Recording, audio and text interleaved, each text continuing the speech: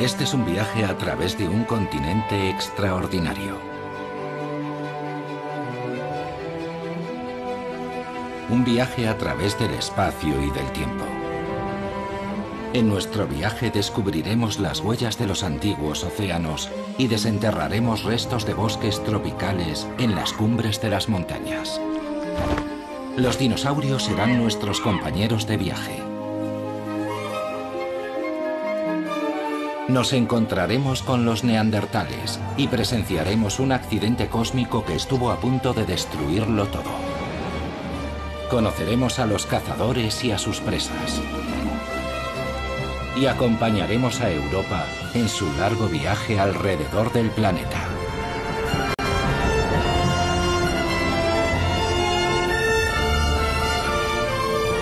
«300 millones de años». Segunda parte. El planeta humano.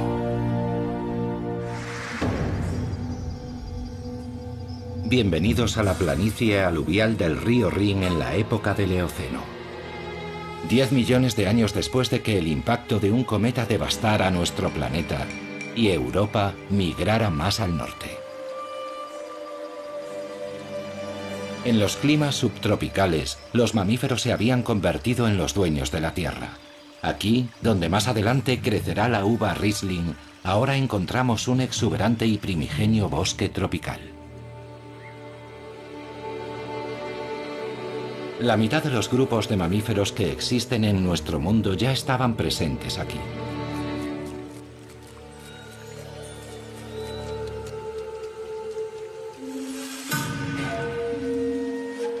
También las aves, los peces y los insectos. Todo el reino animal era prácticamente el mismo que el de nuestro mundo actual. No en Europa, sin embargo.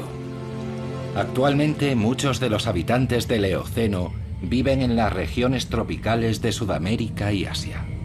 Solo gracias a un volcán conocemos con exactitud qué animales vivían aquí entonces. Hace 48 millones de años, cuando el volcán entró en erupción, un lago de 300 metros de profundidad se formó en el cráter.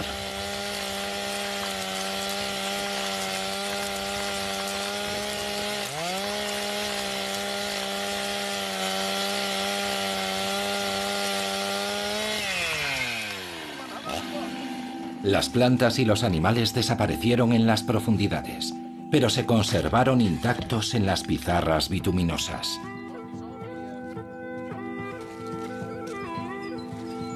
El yacimiento de fósiles de Messel está muy cerca de la ciudad alemana de Darmstadt. Aquí, estrato a estrato, se excava la instantánea de un acontecimiento crucial de la historia geológica. El registro fósil nos cuenta la vida y la muerte en el lago del cráter. Lo más probable es que los gases tóxicos que emanaban de las profundidades alcanzaran la superficie del agua, causando la asfixia de los animales, que caían al lago y se ahogaban. Se han encontrado muchos murciélagos fosilizados. Debieron de acercarse demasiado a la superficie del agua. En la actualidad, el yacimiento de Messel es Patrimonio de la Humanidad de la UNESCO y una ventana excepcional a la Europa prehistórica. Fue aquí donde se encontró la mano de un primate más antigua. Los fósiles hallados en Messel son asombrosos, verdaderas impresiones de los animales, descripciones de su piel, al igual que de su pelaje y de su plumaje. En ocasiones incluso se conservó el contenido de sus estómagos.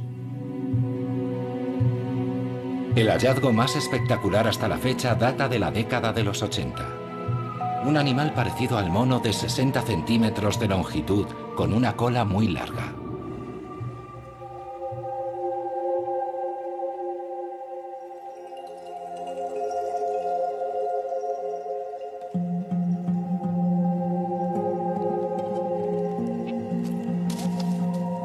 Probablemente esa criatura también fue víctima de los gases venenosos, como el resto de los animales descubiertos en el yacimiento.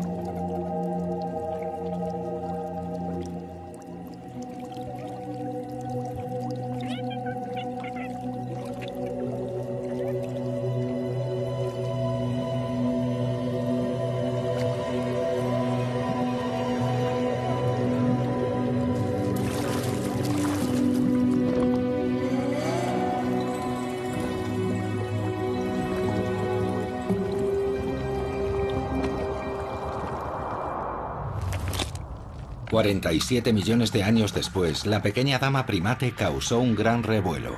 Bautizada como Ida, durante mucho tiempo fue considerada la progenitora de la raza humana.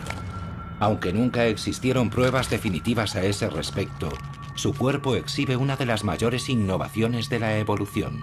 5 dedos con pulgares opuestos, una mano con agarre de precisión. El bosque tropical del Eoceno también quedaría finalmente sepultado bajo los estratos del tiempo.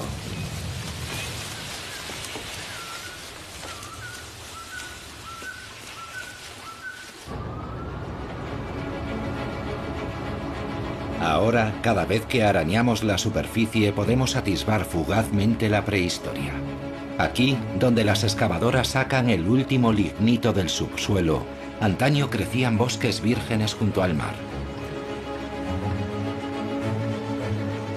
Dormitando bajo el lignito se encuentran toneladas de ámbar. Y en su interior, congelada en el tiempo, la vida de los bosques primigenios.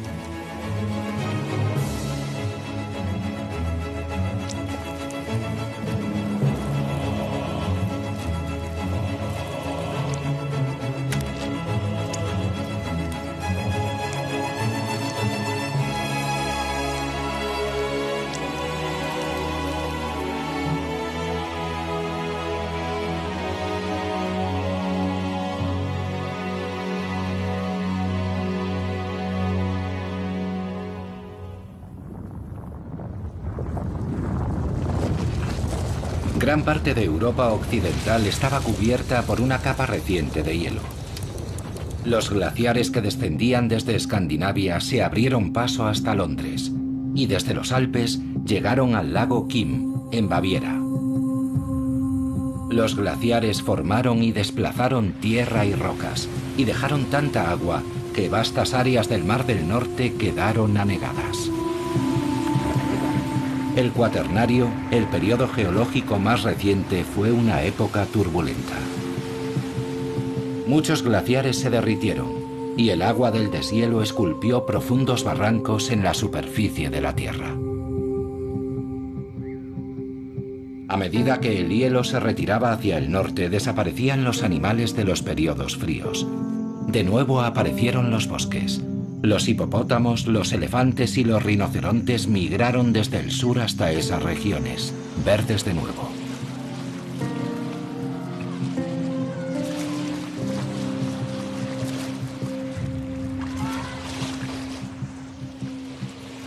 Los ciervos y los elefantes eran vecinos en los afluentes del primitivo Rin.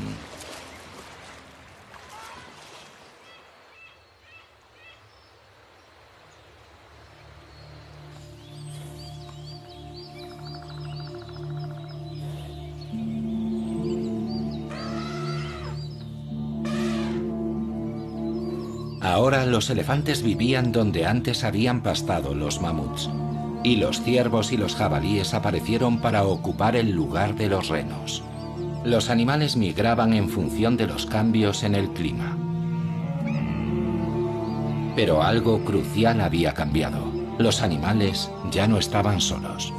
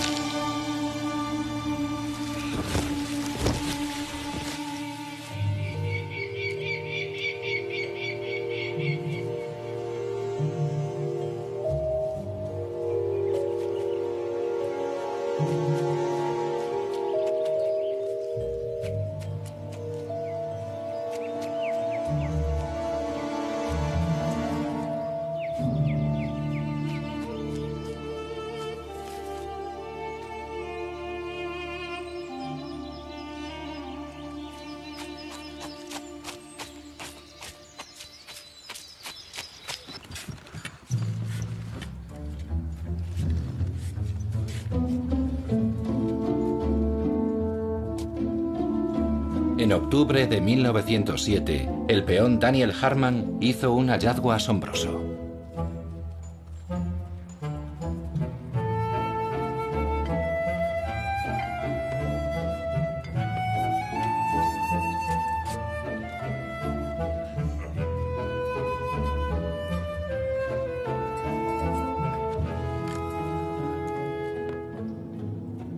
Amigos míos, hoy he encontrado a Adán.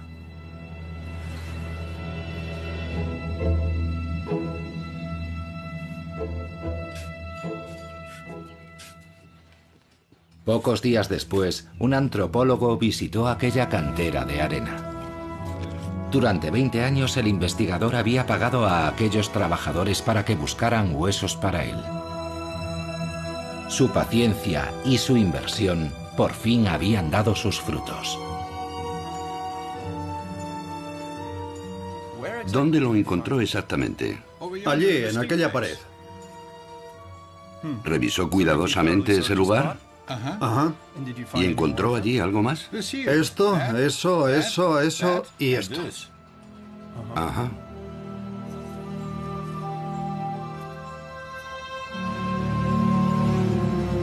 La mandíbula pertenecía a un antepasado del neandertal.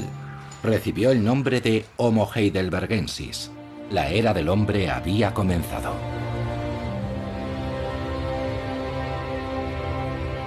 El ring medio se formó mucho antes de que los primeros humanos aparecieran en Europa. Los Alpes presionaban desde el sur, creando las tierras altas de Alemania Central. Después, hace 25 millones de años, el océano se retiró de las cordilleras montañosas emergentes, dejando atrás al ring medio. Hasta 10 millones de años después no se conectaría con el Alto Ring. Mucho más tarde aún, apareció el hombre para dejar su implacable huella sobre el paisaje. Durante la industrialización, el Rin, como muchos otros ríos europeos, fue canalizado en todo su curso, remodelando regiones enteras.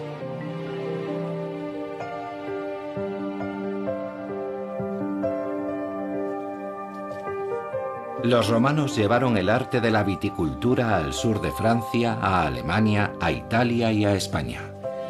Ellos pusieron los cimientos del éxito del Riesling, el Merlot y el Cabernet.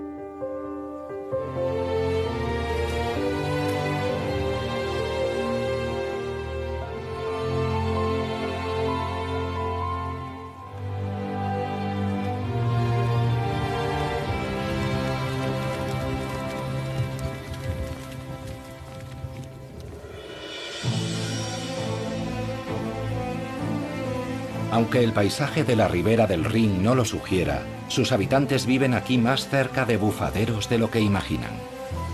En la isla de Nadmeyerwerth, un chorro de agua alcanza alturas de hasta 60 metros. Es el geyser de agua fría más alto de la Tierra.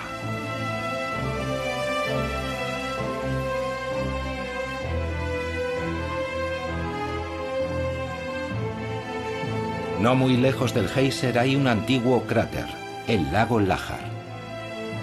En la Edad Media, unos monjes benedictinos se retiraron en este lago aislado. Construyeron un monasterio y lo llamaron María Laach.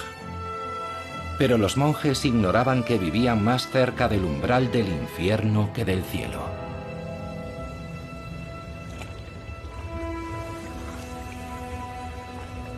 Los volcanes extinguidos de la región de Eifel en Alemania pueden volver a entrar en erupción en cualquier momento, igual que los supervolcanes de Italia. Nadie sabe si será dentro de 10.000 años o el próximo martes.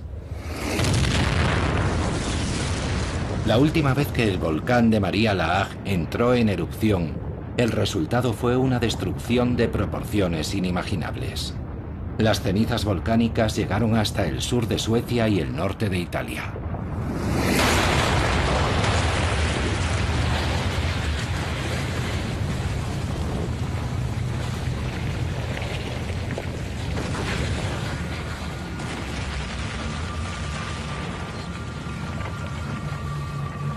Durante días, las avalanchas de lava candente y las cenizas inundaron los valles, creando un muro de 30 metros de altura que contuvo las aguas de los ríos Rin y Mosela durante muchas semanas.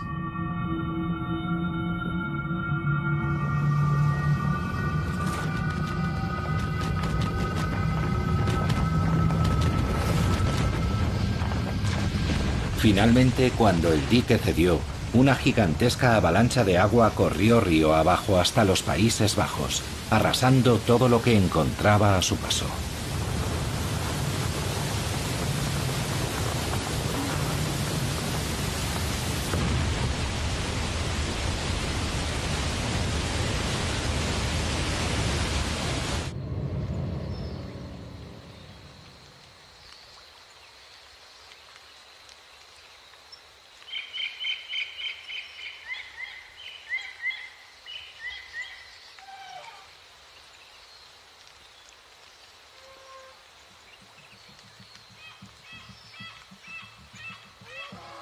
Mucho antes de aquella devastación, un ancestro del ser humano actual vivió en una extensa región de Europa y de Oriente Próximo. El Homo neanderthalensis, el neandertal.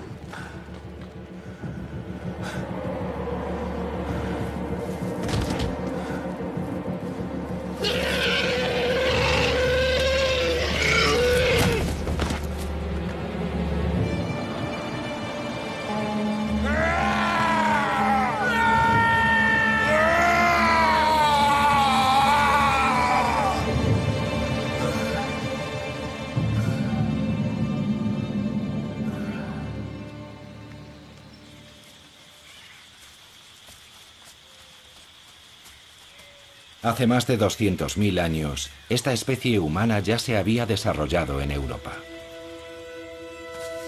En los periodos más fríos, los glaciares habían obligado al neandertal a levantarse y seguir su camino. Pero finalmente la especie consiguió adaptarse al frío. Durante mucho tiempo se pensó que el neandertal era inferior al hombre moderno en todos los aspectos, pero no es así.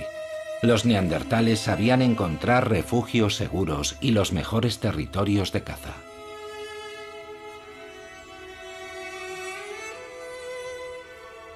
Eran artesanos habilidosos, sabían curtir las pieles y fabricaban ropa con ellas. Los neandertales vivían en pequeños clanes diseminados por zonas muy extensas. Pero incluso en los periodos más cálidos, la supervivencia no resultaba fácil. Los tupidos bosques no solo eran el hogar del ciervo, el rinoceronte y el elefante, allí también vivían los leones y las hienas. A medida que cambiaba el clima, también lo hacía el entorno, pero los neandertales seguían adaptándose para sobrevivir. No sabemos nada acerca de su lenguaje, pero la anatomía de su laringe revela que sin duda eran capaces de comunicarse vocalmente.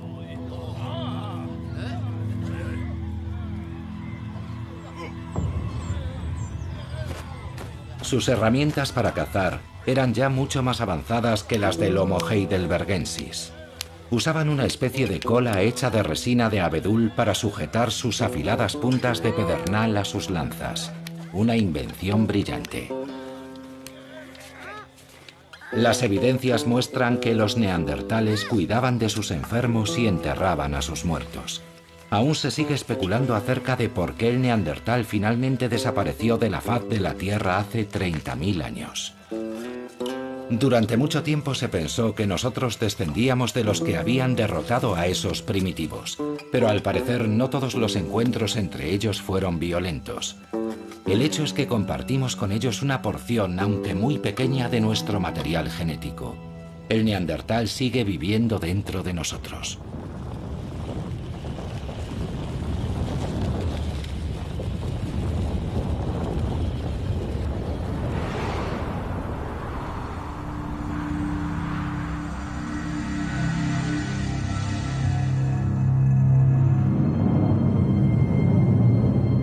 Por última vez hasta la fecha, un gran periodo frío se apoderó de Europa. Los lobos y los grandes herbívoros, mamuts, bueyes almizcleros y renos, recorrían por millones las grandes llanuras. A los pies de los glaciares, un viento constante azotaba la tierra. Era el lugar más septentrional en el que había vida. Cuando el frío se hizo demasiado intenso, las manadas tuvieron que migrar.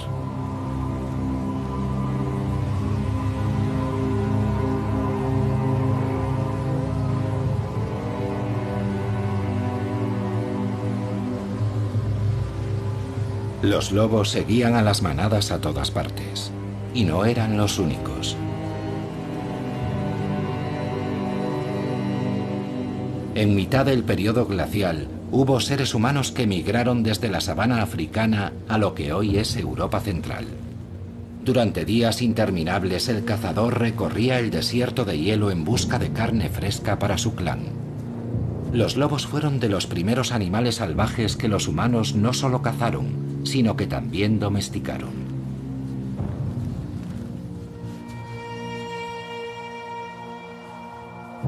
La vida de los cazadores estaba dictada por la migración de las manadas.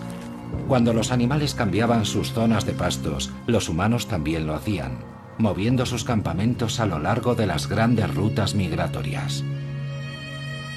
Durante el verano, la estepa era un buen territorio de caza.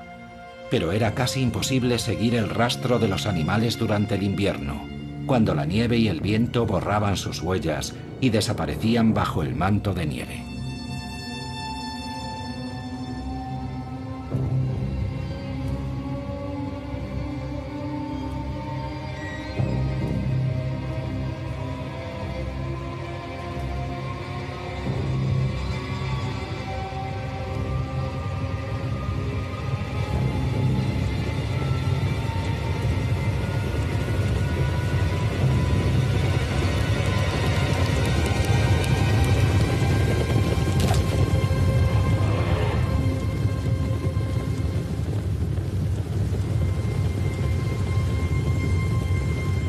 Cada año los cazadores esperaban que sus presas pasaran durante su migración.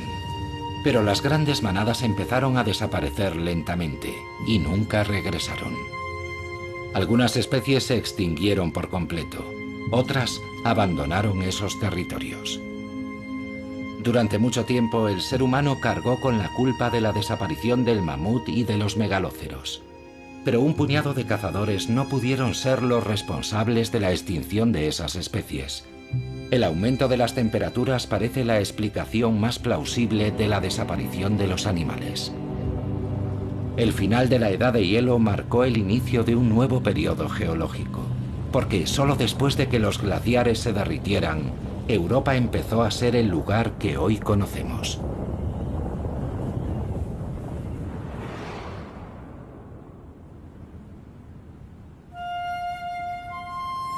El territorio y el carácter del Mar del Norte cambiaron radicalmente.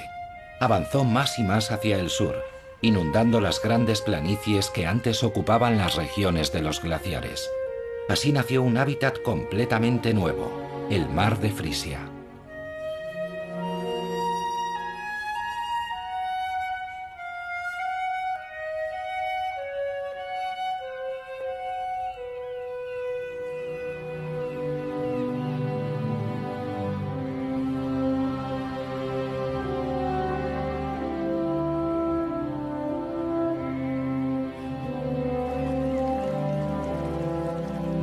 Arenas de grano fino, lodo gris y marrón y aguas turbias hasta donde alcanza la vista.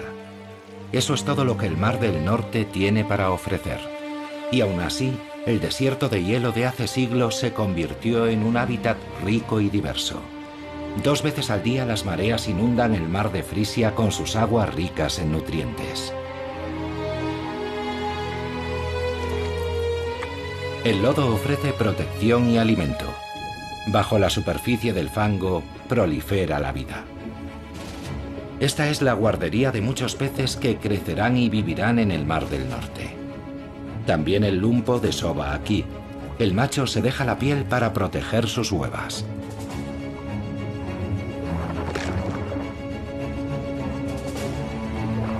Después de todo, no es su supervivencia, sino la de sus retoños, la que asegurará la supervivencia de la especie.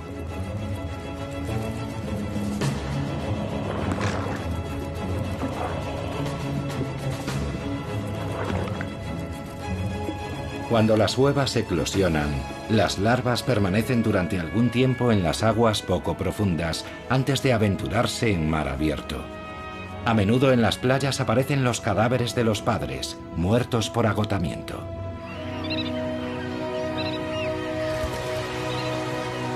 En primavera y otoño, millones de aves migratorias hacen una parada para descansar en el mar de Frisia. La región acoge la mayor población de aves de toda Centroeuropa. La edad de hielo creó una isla de vida.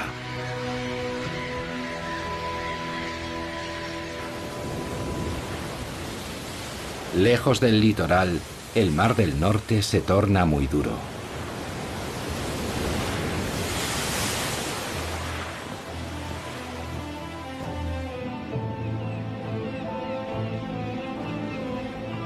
Entre su violento oleaje se alza en el mar la isla de Helgoland. Hace unos 250 millones de años, la isla roja aún formaba parte de un desierto. Es la única escala posible en muchos kilómetros para las aves de paso que necesitan descansar. Una vez al año, los acantilados de Helgoland ofrecen a miles de aves marinas un lugar perfecto para criar a sus polluelos.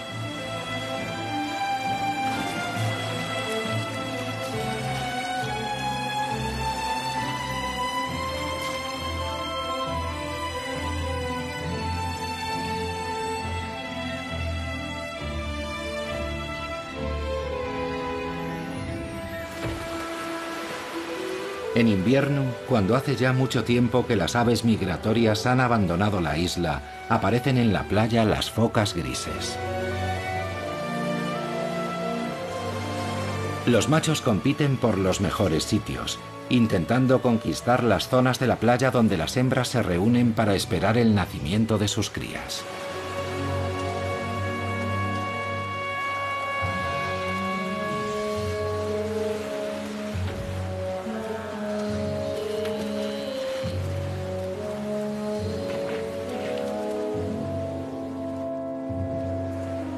Poco tiempo después de dar a luz, comienza la época de celo de la foca gris.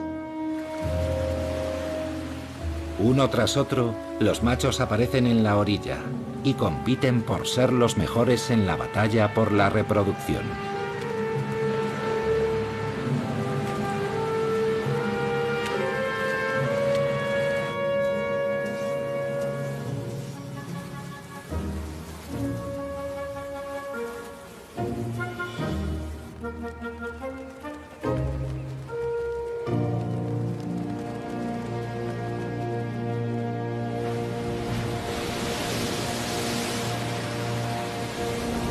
En invierno, el fuerte viento agita el mar. Las altas olas se estrellan contra los acantilados y contra la playa, arrastrando piedras y arena hacia otros lugares. El ser humano intenta detener el proceso.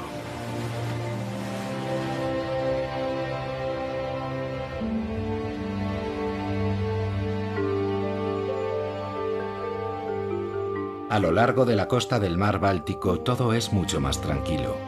Aquí, la edad de hielo excavó una cuenca y la llenó de agua del deshielo, creando el mar Báltico y un extenso cinturón de marismas y llanuras arenosas. Ni tierra firme, ni mar.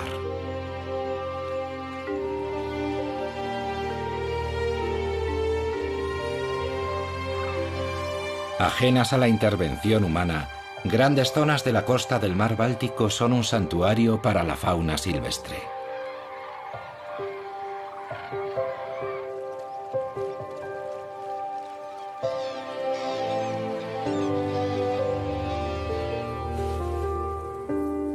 El extenso cinturón de las marismas es un refugio perfecto para el aguilucho lagunero, que anida y cría a sus pequeños en el suelo.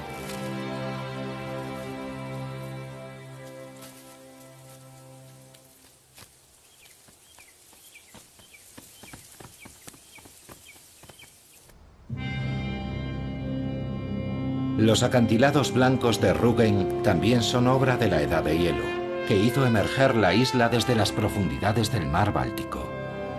La roca cretácica de los acantilados se formó en la era de los dinosaurios, como resultado de la acumulación de diminutos esqueletos del plancton. Bajo la presión de los glaciares, ese material creció, dando lugar a estos característicos acantilados blancos. El período cálido cubrió sus paredes con una fina capa de material vegetal. Las raíces de las plantas se aferran al sustrato blando. Sin esa cubierta vegetal, el oleaje y la lluvia hubieran hecho desaparecer por completo la isla hace mucho tiempo.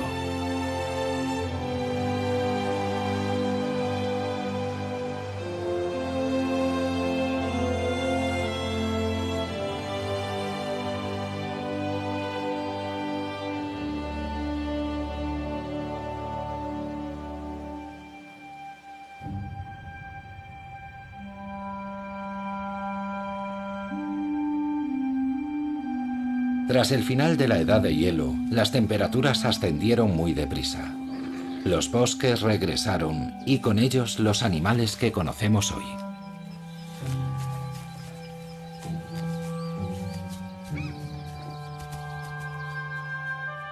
Los grupos humanos que hasta entonces habían sido cazadores-recolectores nómadas empezaron a establecerse y a cambiar su entorno.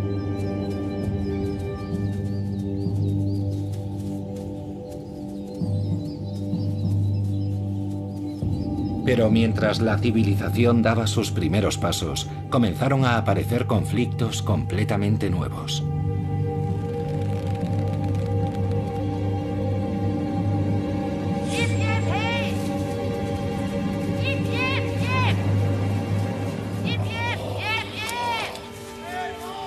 La fauna salvaje ya no era solo una fuente de alimentación. Para los agricultores que cuidaban de sus campos en el inicio de la agricultura, los ciervos eran animales nocivos que tenían que espantar. Para los cazadores, los granjeros y sus cultivos eran intrusos. Talaban los bosques y perturbaban sus terrenos de caza.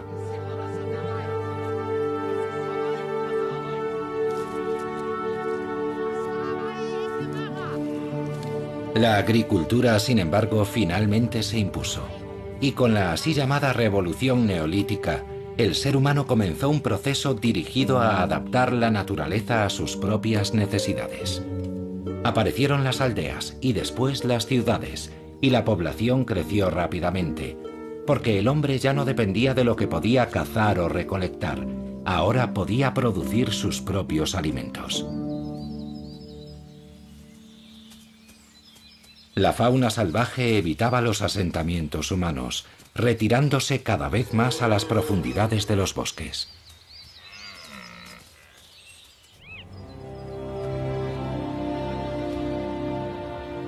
Hoy, las extensas marismas abiertas ofrecen muy poca protección. Pero es aquí donde se reúnen todos los años las aves migratorias para iniciar su viaje al sur. Estas tierras llanas y prácticamente sin árboles proporcionan una buena visión a las aves predadoras, tales como el aguilucho lagunero, que intenta aprovechar al máximo la situación antes de que partan los visitantes veraniegos. Cuando las temperaturas caen y las aves migratorias ya han iniciado su viaje, la quietud invade la costa del Mar del Norte, la marisma más extensa del mundo. El lugar parece tan remoto y deshabitado como lo estaba hace 2000 años. Extensos bosques cubren la mayor parte de Europa occidental.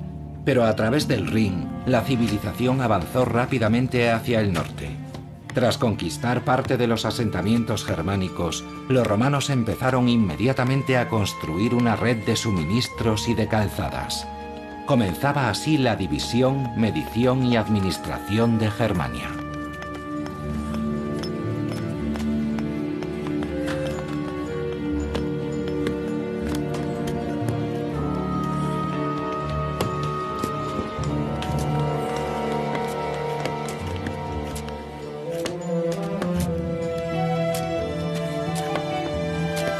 Gracias a una sofisticada técnica de medición, las calzadas romanas atravesaban el paisaje en perfecta línea recta.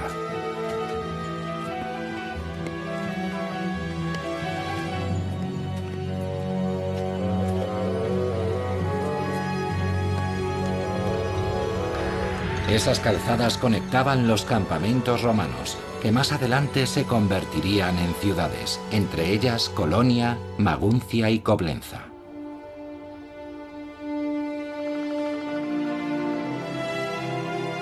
Lejos de los transitados caminos que construyeron los romanos, la Alemania de hoy en día está poco poblada.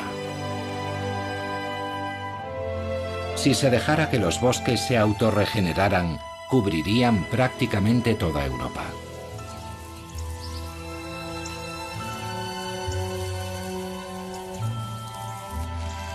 Pero donde viven e intervienen los seres humanos, los huertos de árboles frutales, los campos y los pastos han ocupado gran parte de las áreas forestales.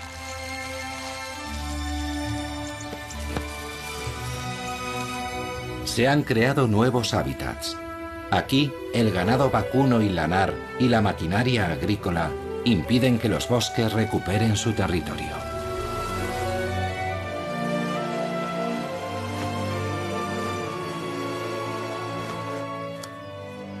A las cigüeñas les gusta estar muy cerca de los asentamientos humanos y se benefician de una masacre que tiene lugar regularmente, recogiendo suculentos bocados en el campo tras la batalla.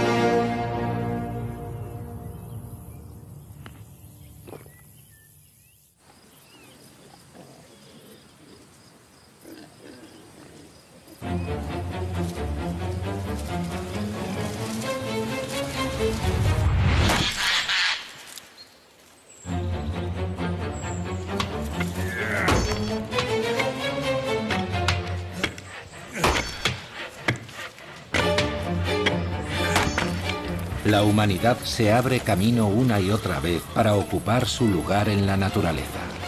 Hasta comienzos del siglo XIX, la madera fue el material más utilizado y prácticamente el único con el que calentarse. Regiones enteras fueron deforestadas. En aquella época, los osos casi habían desaparecido.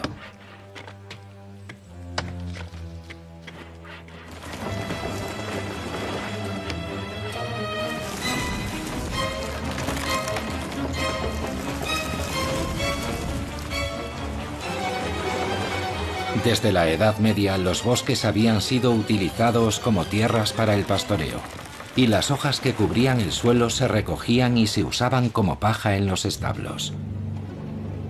La madera y el carbón proporcionaban la energía para calentar los hornos de las industrias de la sal, el hierro y el vidrio.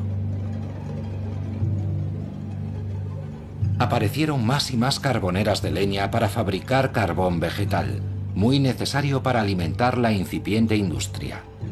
Allí donde escaseaba la madera, las comunidades y las ciudades dictaban leyes para proteger sus bosques.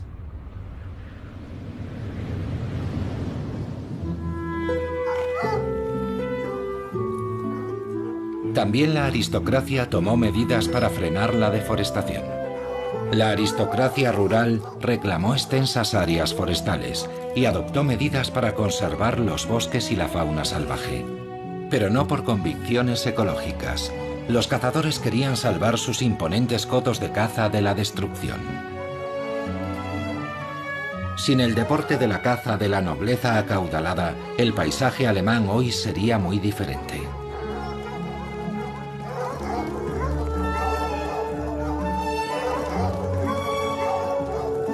Durante milenios, la caza fue una necesidad existencial para el ser humano. Pero en la Alta Edad Media se convirtió en un privilegio. La nobleza aprobó un edicto sobre sus bosques.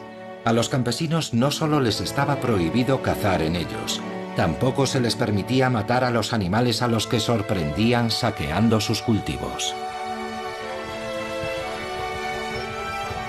En aquella época se dictó una ley que revocaba los derechos del campesinado sobre las tierras siempre que los árboles y los matorrales crecieran tanto que alcanzaran las espuelas de un jinete.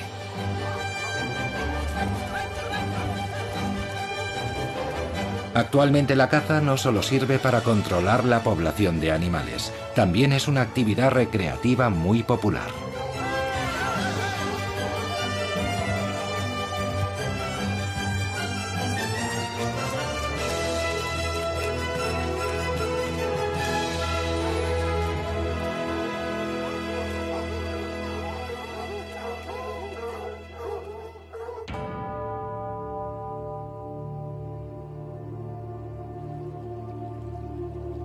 Pero algunos bosques de Alemania Oriental no deben su existencia a la nobleza. La leyenda cuenta que los bosques de Spray, con su laberinto de innumerables canales, son obra del diablo.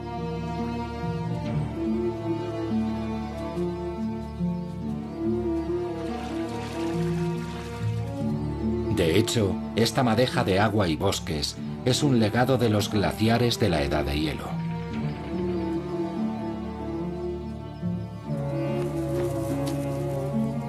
Aquí, ocultas en este dédalo acuático, las cigüeñas negras crían a sus polluelos.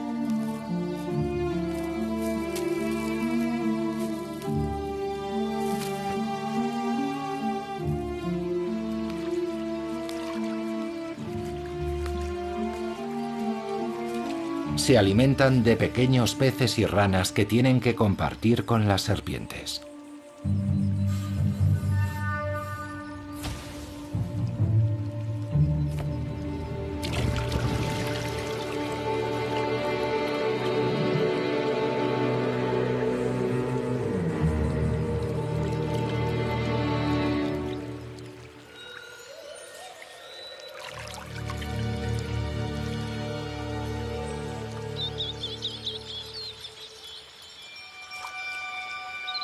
El bosque de alisos de Spray ya no crece solo de forma natural.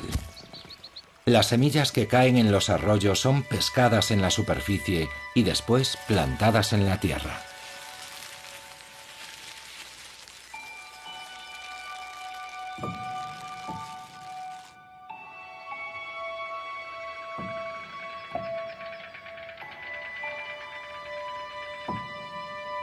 El bosque actual de Spray ya no guarda ningún parecido con su antepasado primigenio.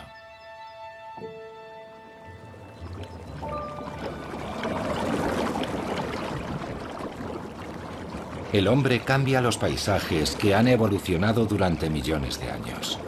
Hace 100 millones de años, animales exóticos vivían en el estrecho estuario situado en lo que hoy es la frontera entre Alemania y la República Checa. Los restos de caliza de Creta y los esqueletos hundidos en el lecho del río se acumularon aquí estrato a estrato, milímetro a milímetro.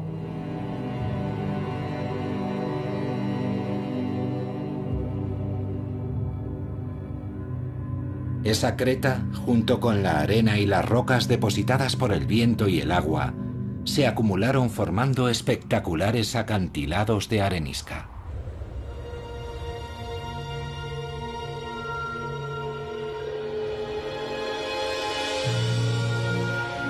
Cuando el océano se retiró, la erosión hizo su trabajo sobre los bancos de arenisca, convirtiéndolos en las dentadas montañas de arenisca del Elba.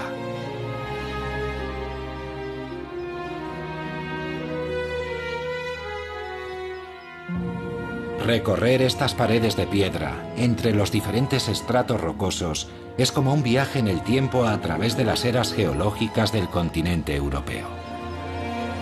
Y su construcción continúa a medida que los arroyos y cascadas cambian continuamente la pared de roca.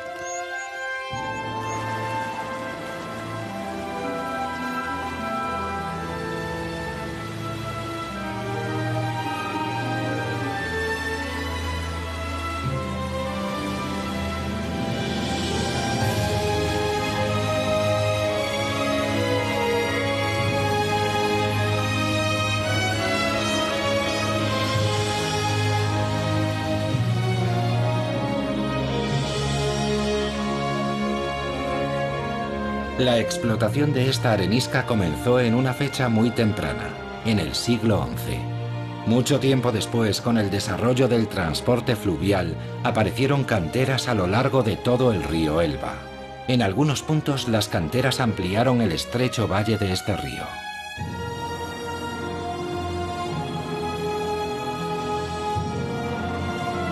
Roca a roca, la piedra era cortada y extraída de la cantera. Los bloques de arenisca viajaban por el Elba para edificar los muros de numerosos y espléndidos edificios civiles y religiosos en todo el mundo.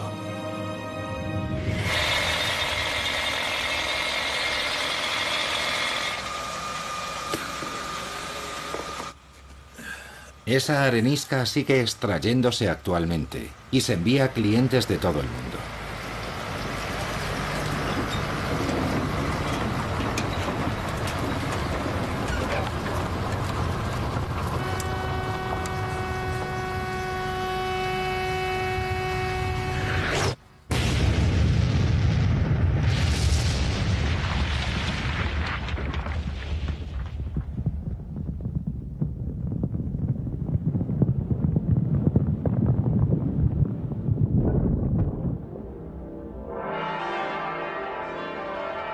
Los maestros de obras de Dresde, del pasado y del presente, han erosionado las montañas del Elba.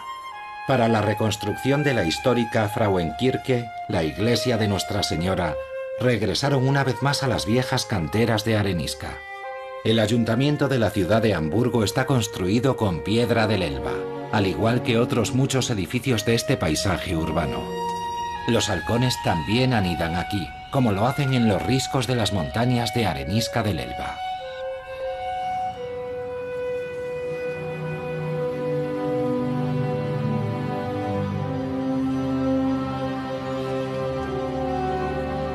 Hace ya mucho tiempo que los animales se encuentran como en su propia casa en este hábitat creado por el hombre.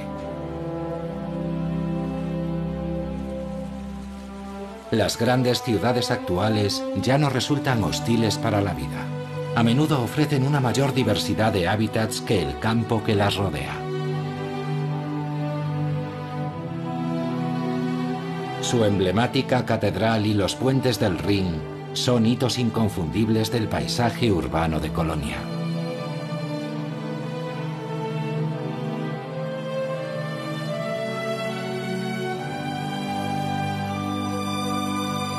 Turistas, hormigón y atascos de tráfico. Resulta difícil imaginar animales aquí. Pero los centros urbanos no solo atraen a los seres humanos. Animales inmigrantes llegados de todo el mundo han encontrado en la metrópolis un nuevo hogar, añadiendo color y variedad al escenario. Nuestras ciudades contemporáneas ponen punto final de momento al largo y transformador viaje de Europa.